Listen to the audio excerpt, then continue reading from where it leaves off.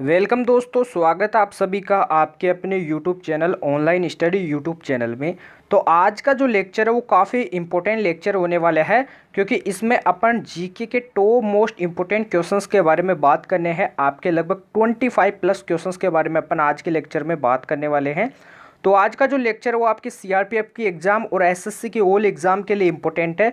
तो सीआरपीएफ के जो भी इम्पोर्टेंट क्वेश्चन है वो आपको दिए हुए हैं। तो चलिए बिना टाइम वेस्ट किए आज के क्लास को अपन स्टार्ट करते हैं। तो फर्स्ट क्वेश्चन आपको दे रखा है, प्रसिद्ध तानसेन का मकबरा कहाँ पर स्थित है। ऑप्शंस आपको दिए हुए हैं, आगरा में, ग्वालियर में, झांसी में या फिर जयपुर में। तो प्रसिद्ध जो तानसेन का जो मकबरा है वो कहाँ पर स्थित है, ग्वालियर में स्थित है, नोट कर लेना है।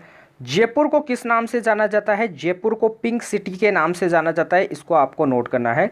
आपके दो क्वेश्चन आते हैं, जो आपका फर्स्ट वर्ल्ड हेरिटेज साइट यानी फर्स्ट विश्व विरासत शहर कौन सा है, सेकंड विश्व विरासत शहर कौन सा है। कमेंट बॉक्स में आपको बताना है कि पहला विश्व विरासत शहर कौन सा है, वर्ल्ड हेरिटेज सिटी कौन सा है, और सेकंड वर्ल्ड हेरिटेज सिटी कौन सा है। ऑप्शन आपको मैं दो दे देता हूँ, इनमें से आपको फर्स्ट और सेकंड बताना है। ए ऑप्शन आपको दे रखा है जयपुर, बी ऑप्शन दे रखा है अहमदाबाद। तो इनमें से आपको बताना है कि फर्स्ट वाला कौन सा और सेकंड वाला कौन सा है, फर्स्ट विश्व विरासत शहर कौन सा है और सेकंड विश्व विरासत शहर कौन सा है। जयपुर और अहमदाबाद में से आपको तुरंत कमेंट बॉक्स में बता देना है। अगले क्वेश्चन को देखते हैं। अगला क्वेश्चन क्या दे रखा है, हंटर कमीशन ने किसके विकास पर जोर दिया था। कमेंट बॉक्स में आपको बताना है, स्त्री की शिक्षा पर, विश्वविद्यालय शिक्षा पर, प्राथमिक शिक्षा पर या फिर उच्च शिक्षा पर। तो जो आपका हंटर कमीशन था इसकी सबसे पहले शुरुआत कब हुई थी, आपको बताना है हंटर कमीशन की शुरुआत कब हुई थी। लेकिन इससे पहले बात करते हैं, जो हंटर कमीशन आया था इससे किसकी शिक्षा पर अधिक जोर पड़ा था, प्राथमिक शिक्षा पर अधिक जोर पड़ा था। Right answer C option, note कर लेना है। आपका एक करंट अफेयर से रिलेटेड क्वेश्चन आता है जो कि 2022 से रिलेटेड है। आईपीएल 2022 के बारे में यदि अपन बात करते हैं तो आईपीएल 2022 में ऑरेंज कैप किन्हें मिला था। तो नोट कीजिए, ऑरेंज कैप किन्हें मिला था, जोस बटलर जी को मिला था। किन्हें मिला था, जोस बटलर जी को, जिन्होंने काफ़ी बेहतरीन क्या की थी, बल्लेबाजी की थी। क्या की थी, बल्लेबाजी के लिए मिला था। और पर्पल कैप किन्हें मिला था 2022 में, जो पर्पल कैप मिला था, पर्पल कैप वो किन्हें मिला था, वो यजुवेंद्र चहल को मिला था। किन्हें मिला था, यजुवेंद्र चहल को मिला था। इसे आपको नोट कर लेना है। 2023 के आईपीएल से भी क्वेश्चन पूछे जा सकते हैं। इनके क्वेश्चन अपन अगली क्लास पे लेंगे, तो आपको इन क्वेश्चंस को नोट कर लेना है। अगले क्वेश्चन को देखिए, जो आपको थर्ड नंबर का क्वेश्चन दे रखा है, काफ़ी इंपॉर्टेंट क्वेश्चन दे रखा है। जय हिंद का नारा किसने दिया था, बताइए। बाल गंगाधर तिलक ने, महात्मा गांधी ने, सुभाष चंद्र बोस ने या फिर अब्दुल कलाम आज़ाद ने। तो बताइए कि जय हिंद का नारा किसने दिया था। सबसे पहले आपके अबुल कलाम और अब्दुल कलाम दोनों अलग अलग है, इन्हें आपको नोट करना है। अब्दुल कलाम आज़ाद जी को क्या कहा जाता है, मिसाइल मैन के नाम से जाना जाता है। किसके नाम से जाना जाता है, मिसाइल मैन के नाम से जाना जाता है। यहाँ से इंपॉर्टेंट सवाल आ जाता है। तो जय हिंद का नारा किन्होंने दिया था, सुभाष चंद्र बोस जी ने दिया था। Right answer C option, note कर लीजिए। अगले क्वेश्चन को देखते हैं। अगला क्वेश्चन दे रखा है, इससे पहले आपको एक क्वेश्चन बताना है कि 1857 ईस्वी की क्रांति का नेतृत्व लखनऊ से किन्होंने किया था। 1857 की क्रांति का लखनऊ से नेतृत्व किन्होंने किया था, आपको बताना। ये इंपॉर्टेंट क्वेश्चन है। एक आपके बिहार से भी पूछा जाता है कि बिहार से 1857 की क्रांति का नेतृत्व करने वाले जो नेतृत्वकार थे वो कौन थे, ये आपको बताना है। क्वेश्चन आपको दे रखा है, हिंदू महासभा के जो संस्थापक थे वो श्री राजनाथ सिंह, श्री ओम प्रकाश या फिर डॉक्टर नरेंद्र सिंह गौड़ या फिर नन ऑफ दिस। तो हिंदू महासभा के संस्थापक कौन थे, Shri Om Prakash. Right answer C option, B option आपको दिया हुआ है। अगला क्वेश्चन देखिए, जो 5 नंबर का क्वेश्चन आपको दिया हुआ है, फुट डालो और राज्य करो की रणनीति अपनाई गई थी। किनके द्वारा ये रणनीति अपनाई गई थी, फुट डालो और राज्य करो की। लॉर्ड कर्जन द्वारा, लॉर्ड मिंटो द्वारा, लॉर्ड डलहौजी द्वारा या फिर लॉर्ड वेलेजियली द्वारा। तो बताइए कि फुट डालो और राज्य करो की रणनीति किसके द्वारा अपनाई गई थी। तो ये मैं बता देता हूँ किसके द्वारा अपनाई गई थी, लॉर्ड कर्जन के द्वारा अपनाई गई थी। राइट आंसर ए ऑप्शन आपको दिया हुआ है। यहाँ से काफ़ी सवाल पूछे जाते हैं। जैसे आपका एक सवाल आ जाता है कि सती प्रथा पर रोक किन्होंने लगवाई थी, सती प्रथा पर रोक किन्होंने लगाई थी, इसे आपको बताना है। अगले क्वेश्चन को देखिए, अगला क्वेश्चन क्या दे रखा है, चंपारण आंदोलन से कौन संबंधित नहीं था। सबसे पहले बात करते हैं कि जो चंपारण आंदोलन था ये किसकी खेती से संबंधित था, किससे संबंधित था। सबसे पहले आपको बताना है कि चंपारण आंदोलन का जो नेतृत्व किन्होंने किया था ये भी आपको बताना है। तो इनसे संबंधित राजेंद्र प्रसाद, JB कृपलानी, जयप्रकाश नारायण या फिर नन ऑफ दिस। तो इनसे संबंधित कौन नहीं थे, तो इनसे बात करते हैं। तो इनसे जो संबंधित नहीं थे वो कौन नहीं थे, जयप्रकाश नारायण जी नहीं थे।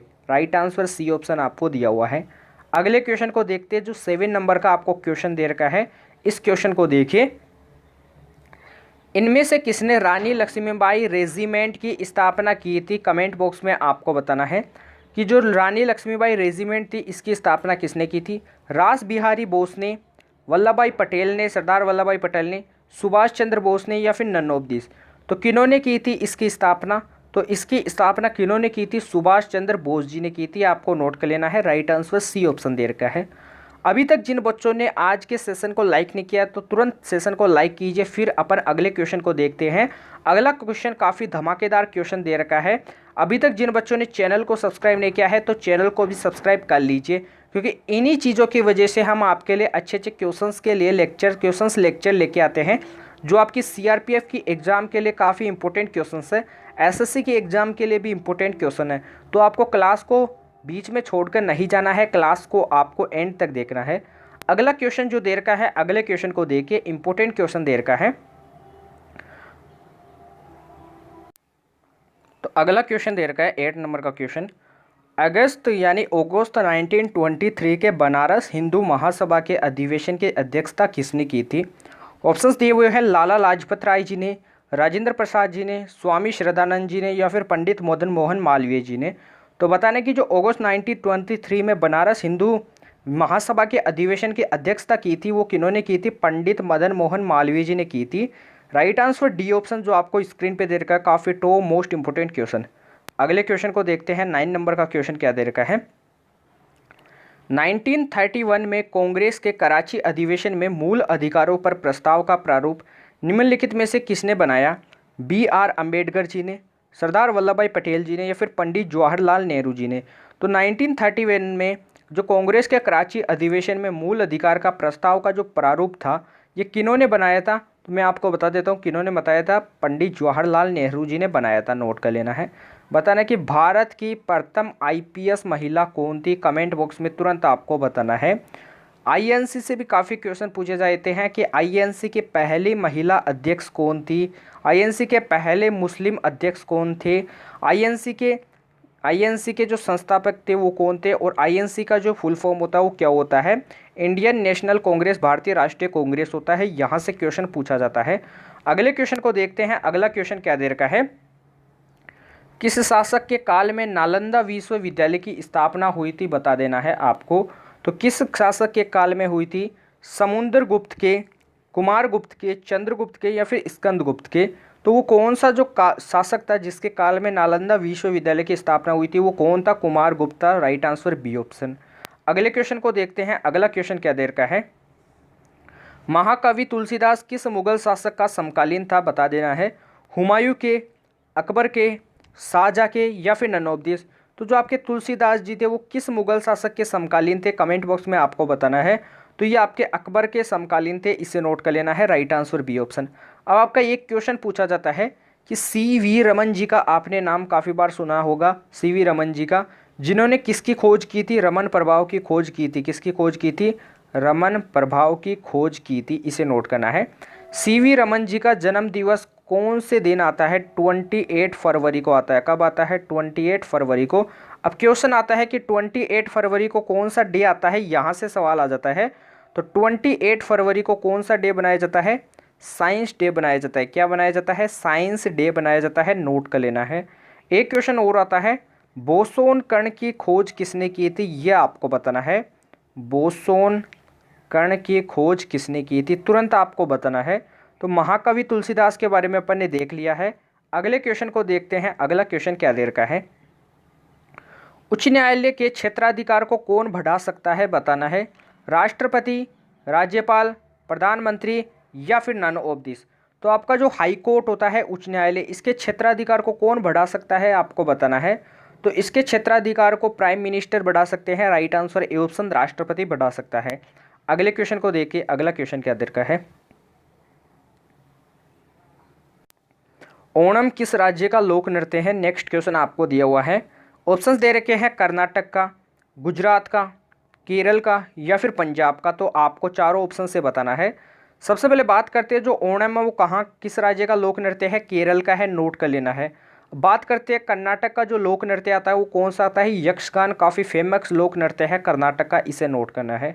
गुजरात का जो काफ़ी फेमस लोक नृत्य आता है वो कौन से आते हैं, गरबा आता है, और आपका ये कौन सा आता है, रास लीला आता है। कौन सा आता है, रास लीला आता है।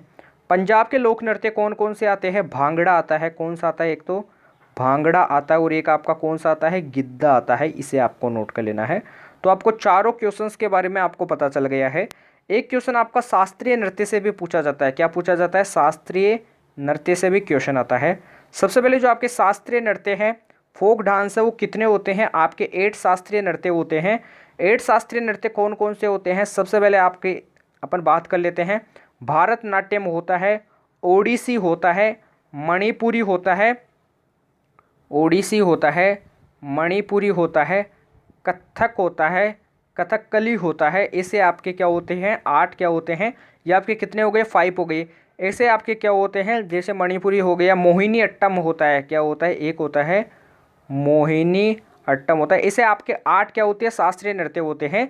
इनसे जो भी क्वेश्चंस बनते हैं अपन कल की क्लास में अपन इन क्वेश्चंस के बारे में बात करेंगे। तो थोड़ा आपको इन क्वेश्चंस को डीपली नहीं लेना है। अगले क्वेश्चन को देखिए, अगला क्वेश्चन क्या दे रखा है, लवलीना बोरगोहेन का संबंध किस खेल से है। ऑप्शन ए दे रखा है बैडमिंटन, हॉकी, बॉक्सिंग या फिर कुश्ती। सबसे पहले आपको बताना है कि शरद कमल का संबंध किस खेल से है। शरद कमल का संबंध किस खेल से है, टेबल टेनिस से है। किससे है, टेबल टेनिस से है। इसे आपको नोट कर लेना है। तो लवलीना जी का जो संबंध है वो किस खेल से है, बॉक्सिंग से है। Right answer C option, note कर लीजिए। बात करते हैं अगले क्वेश्चन के बारे में। अगला क्वेश्चन आपको दिया हुआ है, राष्ट्रीय उपभोक्ता दिवस कब मनाया जाता है। 16 सितंबर को, 5 दिसंबर को, 11 मई को या फिर 24 दिसंबर को। तो राष्ट्रीय उपभोक्ता दिवस कब मनाया जाता है, 24 दिसंबर को मनाया जाता है। आपको नोट कर लेना है। 5 दिसंबर को कौन सा डे बनाया जाता है, मर्दा दिवस बनाया जाता है, सोयल डे बनाया जाता है, नोट करना है। 16 सितंबर को कौन सा डे बनाया जाता है, ओजोन डे बनाया जाता है, इसे भी नोट करना है। और मैंने अभी आपको बताया 28 फरवरी को कौन सा डे बनाया जाता है, साइंस डे बनाया जाता है, इसे आपको नोट कर लेना है। 1 दिसंबर को कौन सा डे बनाया जाता है, 1 दिसंबर को बनाया जाता है एड्स डे। क्या बनाया जाता है, एड्स डे बनाया जाता है, इसे भी नोट कर लेना है। आपको बताना है कि नेवी डे कब मनाया जाता है, नौसेना दिवस कब मनाया जाता है, एयरफोर्स डे कब मनाया जाता है और आर्मी डे कब मनाया जाता है। तीनों डे के बारे में आपको बताना है कमेंट बॉक्स में। अगला क्वेश्चन देखिए, अगला क्वेश्चन क्या दे रखा है, भारत के उच्चतम न्यायालय की प्रथम महिला न्यायाधीश कौन थी। तो भारत के उच्चतम न्यायालय की प्रथम महिला न्यायाधीश कौन थी, लीला सेठ, फातिमा बीबी, अन्ना चंडी या फिर नन ऑफ दिस। तो भारत के हाई कोर्ट की जो प्रथम महिला न्यायाधीश थी वो कौन थी, फातिमा बीबी थी। राइट आंसर आपको दे रखा है बी ऑप्शन। अगले क्वेश्चन को देखते हैं। अगला क्वेश्चन क्या दे रखा है, लास्ट एंड फाइनल क्वेश्चन दे रखा है आज की क्लास का। दांडी मार्च शुरू किया गया था, दांडी मार्च किसके द्वारा शुरू किया गया था, दांडी मार्च शुरू किया गया था किसके लिए, नमक कानून के समर्थन हेतु, नमक कानून को तोड़ने हेतु, रोलेट एक्ट के विरोध में या फिर नन ऑफ दिस। तो दांडी मार्च शुरू किया गया था। यह सबसे पहले दांडी मार्च कब शुरू हुआ था, नोट करना है 6 अप्रैल कब हुआ था, 6 अप्रैल 1930 में। कब हुआ था, 6 अप्रैल 1930 में। किनके द्वारा, गांधी जी के द्वारा स्टार्ट किया गया था, ये भी आपको नोट कर लेना है। और किसके लिए, नमक कानून को तोड़ने हेतु के लिए इसको शुरू किया गया था दांडी मार्च को। राइट आंसर यहाँ पे दे रखा है बी ऑप्शन। तो आपको सभी क्वेश्चंस को देख लेना है। आज की क्लास को अपन यहीं पे एंड करते हैं। आज की क्लास में अपन ने ऐसे क्वेश्चंस के बारे में बात की है जो आपकी सीआरपीएफ की एग्ज़ाम में काफ़ी बार पूछे जाते हैं। तो सीआरपीएफ की एग्ज़ाम ओरिएंटेड जो भी क्वेश्चन है वो आपको मैं आज के लेक्चर में अपन ने डिटेल की है। कल का जो लेक्चर होगा वो आपके लिए काफ़ी इंपॉर्टेंट लेक्चर होगा, इसलिए आपको कल के लेक्चर को भी देखना है। तो अपन बात करते हैं जो आपके जो अगले क्वेश्चंस मिलेंगे वो आपको क्या मिलेंगे, एग्जाम ओरिएंटेड क्वेश्चंस मिलेंगे जो आपके एग्जाम में बार बार पूछे जाते हैं। उन्हीं क्वेश्चंस के बारे में अपन आगे वाले वीडियो में बात करने वाले हैं। तो आपको क्या करना है, अभी तक जिन बच्चों ने चैनल को सब्सक्राइब नहीं किया है तो चैनल को सब्सक्राइब कर लीजिए, बेल आइकन को प्रेस कीजिए डिस्क्रिप्शन में टेलीग्राम चैनल का लिंक दिया हुआ है, उसे भी आपको ज्वाइन करना है। टेलीग्राम चैनल पे क्या होता है, जो क्लास की पीडीएफ होती है वो आपको आंसर सहित पीडीएफ के रूप में मिल जाती है, जहां से आपका रिवीजन काफ़ी आसानी से हो जाता है। तो टेलीग्राम चैनल को आपको ज़रूर से ज्वाइन करना है। अभी तक जिन बच्चों ने सेशन को लाइक नहीं किया तो सेशन को लाइक कर दीजिए, धमाकेदार सेशन को शेयर कीजिए। तो अपन कल मिलते हैं ऐसे बेहतरीन सेशन के साथ, तब तक के लिए जय हिंद, जय भारत, धन्यवाद।